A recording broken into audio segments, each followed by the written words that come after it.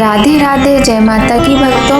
आप सभी का स्वागत करती हूँ स्पिरिचुअल ज्ञान साधना में और आप सभी से अनुरोध करती हूँ कि स्पिरिचुअल ज्ञान साधना को सब्सक्राइब कर लीजिए और बेल आइकन को प्रेस कर दीजिए ताकि आपको नई नई वीडियोस का नोटिफिकेशन। जय श्री हरि, जय माता की। राधे राधे भक्तों, कैसे हैं आप सभी लोग? आशा करते हैं सभी लोग बहुत अच्छे होंगे। बताने के लिए कमेंट में जय माता की, राधे राधे अवश्य ही लिखिएगा। प्रिय भक्तों, आज चैत्र मास के कृष्ण पक्ष की एकादशी तिथि है जिसका नाम पापमोचनी एकादशी है। इस व्रत में भगवान श्री हरि नारायण की पूजा की जाती है और शास्त्रों के अनुसार इसे पापों से मुक्ति दिलाने वाला बताया गया है। इसका विवरण भविष्य पुराण के उत्तर पूर्व में किया गया है। भविष्य पुराण के अनुसार इस व्रत को करने से मनुष्य के जीवन में किए गए सभी पापों का नाश होता है और मोक्ष की प्राप्ति होती है।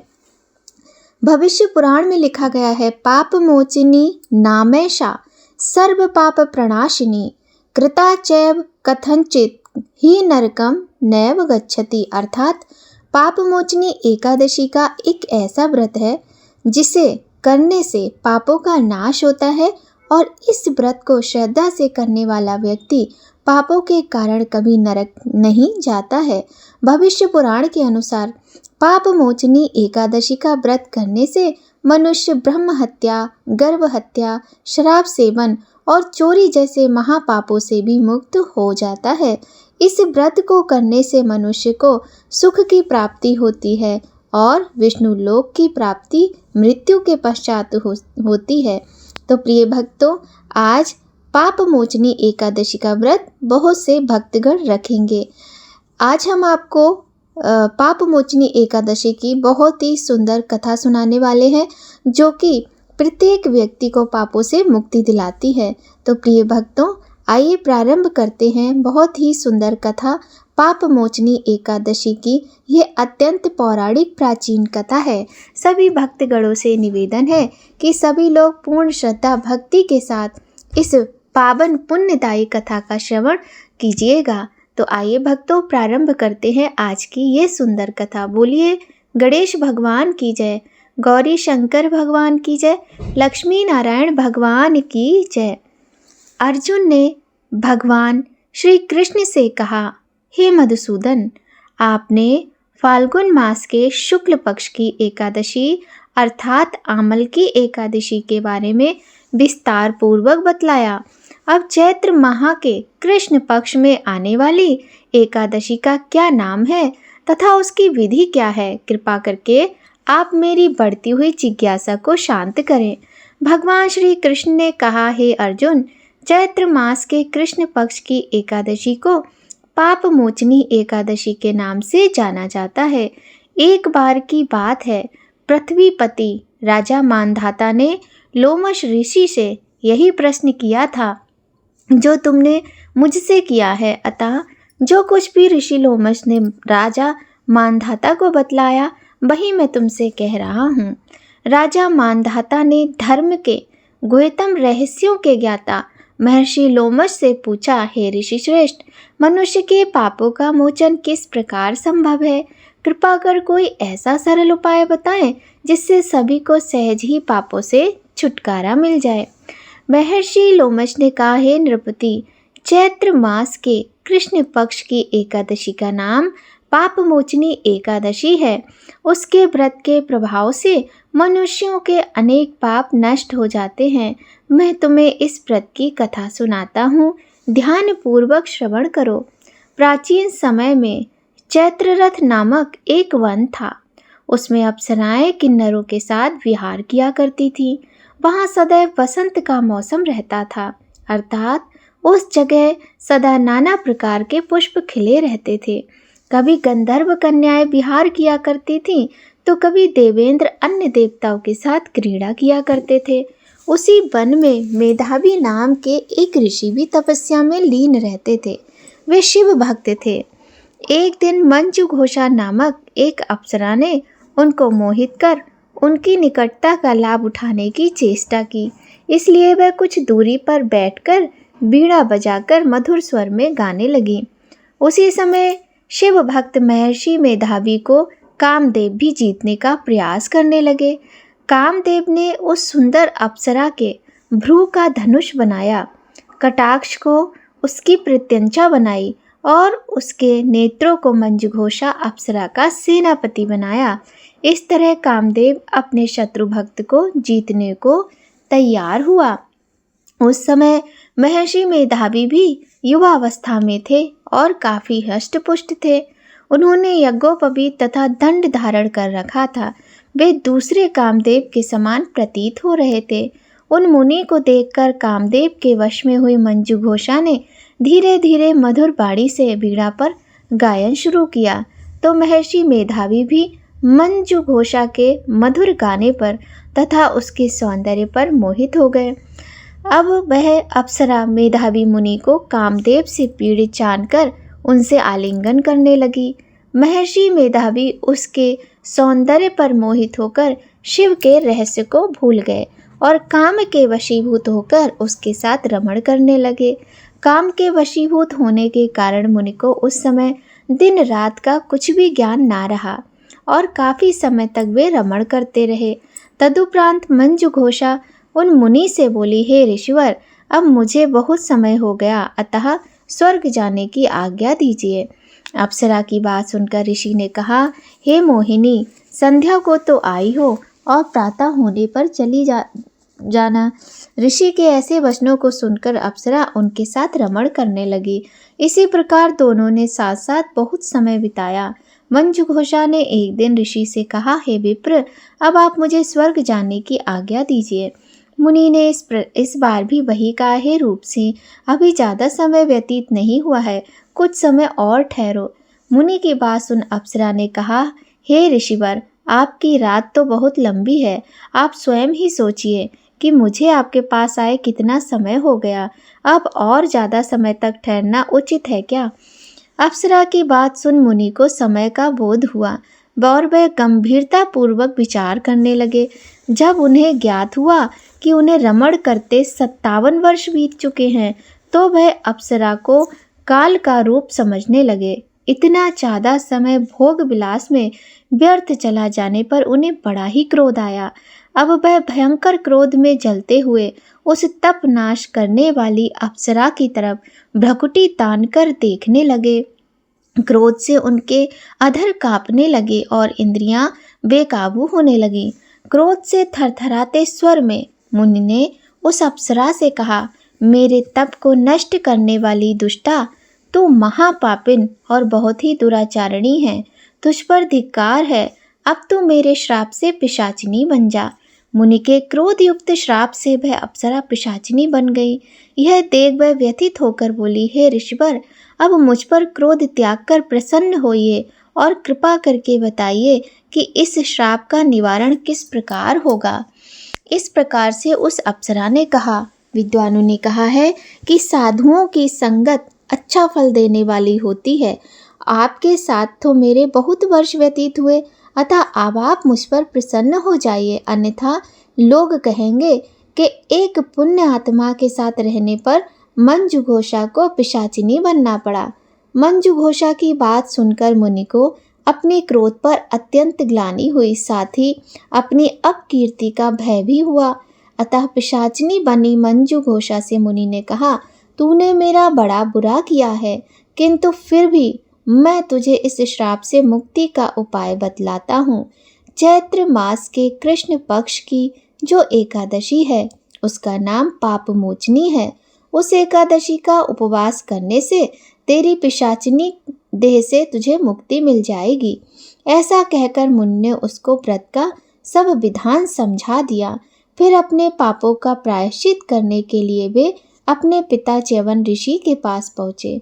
च्यवन ऋषि ने अपने पुत्र मेधावी को देखकर कहा, हे पुत्र, ऐसा क्या किया है तूने कि तेरे सभी तप नष्ट हो गए, जिससे तुम्हारा समस्त तेज मलिन हो गया है।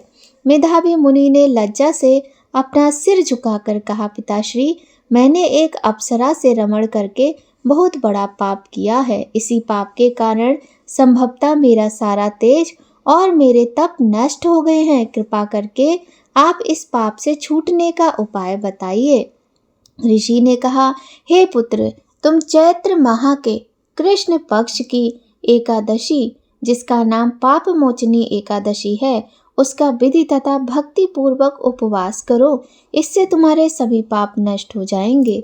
अपने पिता च्यवन ऋषि के वचनों को सुनकर मेधावी मुनि ने पाप मोचनी एकादशी का विधि पूर्वक व्रत किया। उसके प्रभाव से उनके सभी पाप नष्ट हो गए। मंजू घोषा अप्सरा भी पाप मोचनी एकादशी का उपवास करने से पिशाचिनी की देह से छूट गई और पुनः अपना सुंदर रूप धारण कर स्वर्ग लोक चली गई। लोमश मुनि ने कहा, हे राजन, इस पाप मोचनी एकादशी के प्रभाव से समस्त पाप नष्ट हो जाते हैं। इस एकादशी की कथा के श्रवण व पठन से 1000 गौदान करने का फल प्राप्त होता है। इस उपवास के करने से ब्रह्म हत्या करने वाले, स्वर्ण चुराने वाले, मद्यपान करने वाले, अगम्यागमन करने वाले आदि भयंकर पाप भी नष्ट हो जाते हैं और अंत में स्वर्ग लोक की प्राप्ति होती है। बोलिए श्री हरि भगवान नारायण की जय। बोलिए लक्ष्मी माता की जय।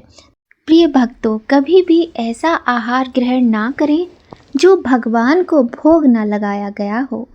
जो भोजन भगवान को भोग लगाया गया है वही प्रसाद रूप में ग्रहण करें। एक भक्त हुए हैं जिनका नाम अंगद जी था। वैसे तो वे स्वभाव से पहले नास्तिक प्रवृत्ति के थे, लेकिन उनकी पत्नी भगवान की भक्त थीं। उनके मायके में संतों की सेवा होती रहती थी और वहाँ उनके गुरुदेव के उपदेश सुनने को मिलते थे। विवाह के बाद जब वे अंगद जी के साथ ससुराल आईं तो देखा कि वहाँ राज वैभव तो था, लेकिन किसी संत का दर्शन संभव नहीं था। ना किसी संत का आना जाना, ना भगवत चर्चा होती थी और ना ही सत्संग होता था। रानी बहुत व्याकुल हो गईं। उन्हें मायके में रोज संतों का उच्छिष्ट मिलता था। सद्गुरु देव भगवान के दर्शन होते रहते थे, लेकिन यहाँ भक्ति का कोई भी वातावरण नहीं था। हालांकि अंगद जी की एक विशेषता थी, वे अपनी पत्नी को भगवत भक्त मानकर बहुत श्रद्धा करते थे और उनके भक्ति मार्ग में कोई विरोध नहीं करते थे, लेकिन स्वयं ना तो भक्ति का आचरण करते थे और ना संत महात्माओं के प्रति कोई श्रद्धा रखते थे, ना ही प्रभु की कोई आराधना करते थे। काफी दिनों तक संतों के दर्शन न होने के कारण रानी अत्यंत व्याकुल हो गईं। उन्होंने अपने मायके पत्र लिखकर प्रार्थना की कि सद्गुरु देव भगवान से निवेदन करें कि कृपा करके एक बार यहाँ पधारें और दर्शन दें, क्योंकि मैं यहाँ से बाहर नहीं जा सकती और मेरे पति संतों के प्रति श्रद्धावान नहीं हैं। जब मायके के राज परिवार ने गुरुदेव से प्रार्थना की तो वे करुणामय होने के कारण आने के लिए सहमत हो गए। गुरुदेव के आगमन से रानी अत्यंत हर्षित हो गईं। उन्होंने चरणामृत ग्रहण किया, आरती उतारी, भोग अर्पित किया और गुरुदेव को आसन पर विराजमान किया। फिर वे धीरे धीरे उनके चरण दबाने लगीं। इतने में अंगद जी वहां आ गए और अपनी रानी को किसी संत के चरण पकड़े हुए देखा। यह दृश्य देखकर वे क्रोधित हो गए और संत भगवान से बिगड़ने लगे। रानी के तो होश उड़ गए। इतनी प्रार्थना के बाद गुरुदेव स्वयं पधारे थे और जब उनके पति ही उनका अपमान कर रहे हैं, लेकिन गुरुदेव ने रानी की ओर देखकर शांत रहने का संकेत दिया और फिर उठे और वहां से चले गए। रानी ने दृढ़ संकल्प लेते हुए कहा, अब मैं अपना जीवन नहीं रखूंगी। जब मेरे गुरुदेव भगवान का अपमान हो गया तो ना मैं तुम्हारा स्पर्श करूंगी, ना तुमसे कोई वार्तालाप करूंगी, ना ही तुम्हारे घर का अन्न जल ग्रहण करूंगी। मैं अपने इस शरीर को नष्ट कर दूंगी, क्योंकि मेरे ही बुलाने पर मेरे गुरुदेव का अपमान हुआ है। अंगद जी अपनी पत्नी पर अत्यंत आसक्त थे। उनकी ये प्रतिज्ञा सुनकर उनका हृदय व्याकुल हो उठा। उन्होंने भी अन्न जल का त्याग कर दिया। जब कई दिन बीत गए तो वे अपनी पत्नी के चरण पकड़कर बोले, तुम जानती हो कि मैं तुम्हारे बिना जीवित नहीं रह सकता। कृपया मुझे बताओ कि तुम्हें कैसे प्रसन्न कर सकता हूँ। रानी ने कहा, यदि तुम सच में मुझे प्रसन्न करना चाहते हो तो हमारे गुरुदेव भगवान के चरण पकड़कर उनसे क्षमा याचना करो, उन्हें मनाकर वापस लाओ और यहाँ उन्हें भोग लगवाओ। यदि वे यहाँ भोग ग्रहण कर लें तो हम उनका उच्छिष्ट पाएंगे और हमारी दिनचर्या फिर से पूर्ववत हो जाएगी। अंगद जी भक्ति भाव से नहीं बल्कि अपनी पत्नी के प्रति आसक्ति के कारण उनके गुरुदेव के पास गए। उन्होंने उनके चरण पकड़कर क्षमा मांगी। संतों का स्वभाव ही करुणामय होता है। कितना भी कोई उनका अपमान करे, लेकिन जब कोई सच्चे हृदय से दंडवत करता है तो वे सहज ही कृपा कर देते हैं। गुरुदेव ने उनके साथ जाने के लिए अपने आप को मना लिया। दोनों ने मिलकर उनके चरण धोए, भोग लगाया और फिर चरणामृत ग्रहण किया। हालांकि अंगद जी यह सब भक्ति से नहीं बल्कि अपनी पत्नी को प्रसन्न करने के लिए कर रहे थे, लेकिन जैसे ही गुरुदेव का चरणामृत ग्रहण किया उनके हृदय में पश्चाताप होने लगा। वे सोचने लगे, मैं कितना नास्तिक रहा, संतों के प्रति कितनी दुर्भावना रखता था, और देखो ये संत कितने कृपालु हैं। अब उनकी बुद्धि जो पहले विपरीत चिंतन में लगी रहती थी, अनुकूल चिंतन करने लगी। उन्होंने अपनी पत्नी से कहा, हमारा अब तक का जीवन व्यर्थ गया, कृपया मुझे बताओ कि भक्ति कैसे करनी चाहिए। धीरे धीरे वे ठाकुर सेवा में सहयोग देने लगे। अब बिना भोग लगाए वे कुछ भी ग्रहण नहीं करते थे। वर्षों से उनकी यही दिनचर्या बन गई, पहले ठाकुर जी को भोग लगाना और फिर केवल प्रसाद ही ग्रहण करना। साथ ही अंगद जी ने 4 पार्षद नियुक्त कर दिए, जिनका कार्य था कि जहाँ कहीं भी संत दिखाई दे उन्हें घर बुलाकर भोग लगवाएं। अंगद जी बहुत वीर पुरुष थे और राजा के भतीजे भी थे। एक बार उन्होंने किसी राजा पर आक्रमण किया और विजय प्राप्त कर उसका मुकुट जीतकर ले आए। उस मुकुट में 101 हीरे जड़े थे, जिनमें से एक हीरा अत्यंत अमूल्य था। अंगद जी को इस विशेष हीरे का मूल्य और महत्व ज्ञात था।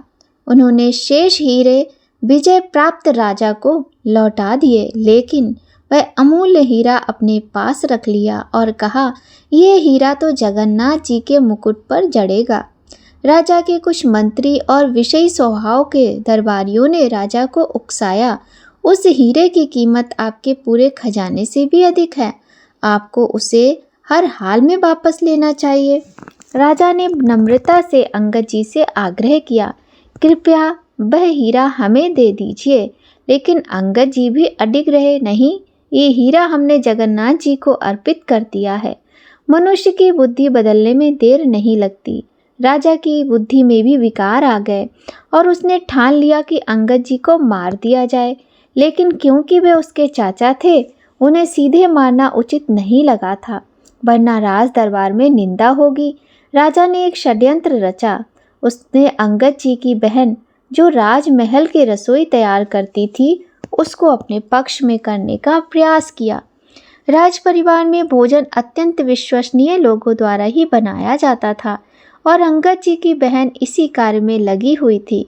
राजा ने उसे लालच देते हुए कहा, तुम जितना धन चाहोगी उतना दूंगा, बस तुम अंगद जी के भोजन में विष मिला दो। राजा ने अपने सामने विष लाकर दिया और उसे भोजन में मिलवा दिया। अंगद जी को इस षड्यंत्र का कोई आभास नहीं था। उनका जैसा नियम था, उन्होंने भोजन को पहले ठाकुर जी को अर्पित किया, भोग लगाया और फिर भोजन करने बैठ गए। अंगद जी की बहन की बेटी, जो प्रतिदिन उनके साथ बैठकर भोजन करती थी, अचानक घर से गायब कर दी गई। अंगद जी ने पूछा, बिटिया कहाँ है, उसे बुलाओ। बहन ने झूठ कहा कि वह खेलने चली गई है। अंगद जी ने दृढ़ता से कहा, नहीं, जब तक वह नहीं आएगी तब तक मैं भोजन नहीं करूँगा। उनके इन शब्दों का गहरा प्रभाव उनकी बहन पर पड़ा। वह विचार करने लगी कि जो व्यक्ति मेरी पुत्री से इतना प्रेम करता है, क्या मैं उसे विष देकर मार सकती हूँ। अंततः उसने रोते हुए कहा, भैया भोजन मत ग्रहण करना। अंगद जी चौंक गए, बोले, क्यों? वह फूट फूट कर रोने लगी। राजा ने मुझे प्रलोभन देकर प्रेरित किया था, मेरी बुद्धि भ्रष्ट हो गई और मैंने इस भोजन में विष मिला दिया है। अंगद जी ने अपनी बहन से कहा, तुम्हें चिंता करने की आवश्यकता नहीं है, मैंने ये भोजन पहले ही ठाकुर जी को अर्पित कर दिया है। यदि ये भोजन विषाक्त था तो अब ये ठाकुर जी का प्रसाद बन चुका है, मैं इसे कैसे त्याग सकता हूँ। इसके बाद अंगद जी ने संपूर्ण भोजन ग्रहण किया, यहाँ तक कि जूठे पात्र भी चाट कर खा लिए, परंतु आश्चर्य की बात यह थी कि विष का उन पर कोई प्रभाव नहीं पड़ा। वे पूर्णतः स्वस्थ और सुरक्षित रहे, जैसे कुछ हुआ ही नहीं था। पूज्य पंडित जी गया प्रसाद जी महाराज कहते हैं कि अर्पित किए बिना भोजन कभी मत ग्रहण करो। जब भी भोजन पाओ उसे ठाकुर जी का प्रसाद मानो। यदि तुम ऐसी स्थिति में हो जहाँ ठाकुर सेवा संभव नहीं है और भोजन सामने आ गया है, तो 1 मिनट के लिए अपने नेत्र बंद करो और अपने इष्ट देव का स्मरण करो, प्रभु को अर्पित करो, फिर 2-4 बार नाम जप कर भोजन ग्रहण करो। बिना प्रभु को अर्पित किए जल भी ना पिए। ऐसा करने से आपकी बुद्धि शुद्ध और निर्मल हो जाएगी। तो प्रिय भक्तों, इस प्रकार अंगद जी को प्रभु ने कैसे विष खाने पर भी जीवन दान दिया, और वह विष युक्त प्रसाद जो था, क्योंकि वो प्रसाद था, वो भोजन ऐसा प्रसाद बन गया कि अंगद जी को कुछ हुआ ही नहीं। तो प्रिय भक्तों, बोलिए भगवान श्री हरि नारायण की जय, बोलिए संत जनों की जय। यह हमने बहुत ही सुंदर कथा आज एकादशी के दिन श्रवण की है। प्रिय भक्तों, यदि आपको कथा अच्छी लगे तो वीडियो को लाइक जरूर कीजिएगा। आइए भक्तों, अब हम कर लेते हैं विष्णु चालीसा का पाठ। भगवान श्री हरि के व्रत में विष्णु चालीसा का पाठ अवश्य ही करना चाहिए। तो विष्णु चालीसा का पाठ आइए भक्तों हम सभी मिलकर करते हैं। बोलिए श्री लक्ष्मी नारायण भगवान की जय। विष्णु सुनिए विनय सेवक की चितलाए, कीरत कुछ वर्णन करूं दीजय ज्ञान बताए। नमो विष्णु भगवान खरारी, कष्ट नशावन अखिल बिहारी। प्रबल जगत में शक्ति तुम्हारी, त्रिभुवन फैल रही उजियारी। सुंदर रूप मनोहर सूरत, सरल स्वभाव मोहिनी मूरत। तन पर पीताम्बर अति सोहत, बैजंती माला मनमोहत। शंख चक्र गद कर गदा विराजे, देखत दैत्य असुर दल भाजे। सत्य धर्म मद लोभ न गाजे, काम क्रोध मद लोभ न छाजे। संत भक्त सज्जन मन रंजन, धनुज असुर दुष्टन दल गंजन। सुख उपजाए कष्ट सब भंजन, दोष मिटाए करत जन सज्जन। पाप काट भव सिंधु तारण, कष्ट नाश कर भक्ति उबारण। करत अनेक रूप प्रभु धारण, केवल आप भक्ति के कारण। धरण धेनु बन तुम्हें पुकारा, तब तुम रूप राम का धारा। भार उतार असुर दल मारा, रावण आदिक को संहारा। आप वराह रूप बनाया, हिरण्याक्ष को मार गिराया। धर्म तस्य तनु सिंधु बनाया, 14 रत्नन को निकलाया। अमिलग असुर नन द्वंद्व मचाया, रूप मोहनी आप दिखाया। देवन को अमृत पान कराया, असुरन को छवि से बहलाया। कूर्म रूप धर सिंधु मचाया, मंद्राचल गिरि तुरत उठाया। शंकर का तुम फंद छुड़ाया, भस्मासुर को रूप दिखाया। वेदन को जब असुर डुबाया, कर प्रबंध उन्हें ढूंढवाया। मोहित बनकर खलई नचाया, उसई कर से भस्म कराया। असुर जलंधर अति बलदाई, शंकर जे उन कीन लड़ाई। हार पार शिव सकल बनाई, कीन सती से छल खल जाई। सुमिरन कीन तुम्हें शिवरानी, बतलाई सब विपत कहानी। तब तुम बने मुनीश्वर ज्ञानी, वृंदा की सब सुरत भुलानी। देखत 3 धनुष शैतानी, वृंदा आए तुम्हें लपटानी। हो स्पर्श धर्म छतिमानी, हना असुर उर शिव सैतानी। तुमने धुर प्रहलाद उबारे, हिरण्याकुश आदिक खल मारे। गणिका और अजामिल तारे, बहुत भक्त भव सिंधु उतारे। हरौ सकल संताप हमारे, करो कृपा हरि सिरजनहारे। देखो मैं निज दर्श तुम्हारे, दीन बंधु भक्तन हितकारे। चहत आपका सेवक दर्शन, करो दया अपनी मधुसूदन। जानू नहीं योग जप पूजन, होए यज्ञ स्तुति अनुमोदनशील। दया संतोष सुलक्षण, विदित नहीं प्रतिबोध विलक्षण। करूँ आपका किस विधि पूजन, कुमति विलोक होत दुख भीषण। करूँ प्रणाम कौन विधि सुमिरन, कौन भांत मैं करूँ समर्पण। सुर मुनि करत सदा सेवकाई, हर्षित रहत परम गति पाए। दीन दुखन पर सदा सहाय, निज जन जान लेव अपनाई। पाप दोष संताप नशाओ, भव बंधन से मुक्त कराओ। सुख संपत्ति दे सुख उपजाओ, निज चरणन का दास बनाओ। निगम सदा ये विनय सुनावे, पढ़े सुने जो जन सुख पावे। बोलिए श्री विष्णु भगवान की जय। तो प्रिय भक्तों, आज एकादशी तिथि के दिन विष्णु चालीसा का पाठ अवश्य करना चाहिए। आप चाहें तो विष्णु सहस्त्र नाम और गजेंद्र मोक्ष का पाठ भी कर सकते हैं। प्रिय भक्तों, आइए अब हम करते हैं एकादशी माता की आरती। एकादशी माता की आरती करने से हमारे जीवन के समस्त पापों से हमें मुक्ति मिलती है और हमारे समस्त कष्ट दूर होते हैं। तो प्रिय भक्तों, आइए बोलिए एकादशी माता की जय। ओम जय एकादशी माता मैया, जय एकादशी माता। विष्णु पूजा व्रत को धारण कर शक्ति मुक्ति पाता। ओम जय एकादशी माता, तेरे नाम गिनाऊं देवी, भक्ति प्रदान करनी मैया, भक्ति प्रदान करनी। गढ़ गौरव की देनी माता, शास्त्रों में वरनी। ओम जय एकादशी माता, मार्गशीर्ष के कृष्ण पक्ष की उत्पन्ना, विश्व तारिणी जनमी मैया, विश्व तारिणी जनमी। शुक्ल पक्ष में हुई मोक्षदा, मुक्ति दाता बन आई। ओम जय एकादशी माता, पौष के कृष्ण पक्ष की सफला नामक है मैया, सफला नामक है। शुक्ल पक्ष में होए पुत्रदा, आनंद अधिक रहे। ओम जय एकादशी माता, नाम षट तिला माघ मास में कृष्ण पक्ष आवे मैया, कृष्ण पक्ष आवे। शुक्ल पक्ष में जया कहावे, विजय सदा पावे। ओम जय एकादशी माता, विजया फागुन कृष्ण पक्ष में शुक्ला आमल की मैया, शुक्ला आमल की। पाप मोचनी कृष्ण पक्ष में चैत्र महाबली की। ओम जय एकादशी माता, चैत्र शुक्ल में नाम कामदा, धन देने वाली मैया, धन देने वाली। नाम वरुथनी कृष्ण पक्ष में वैशाख महाबाली। ओम जय एकादशी माता, शुक्ल पक्ष में होए मोहिनी, अपराजिष्ट कृष्ण पक्षी मैया, अपराजिष्ट कृष्ण पक्षी। नाम निर्जला सब सुख करनी, शुक्ल पक्ष रखी। ओम जय एकादशी माता, योगिनी नाम आषाढ़ में जानो, कृष्ण पक्ष करनी मैया, कृष्ण पक्ष करनी।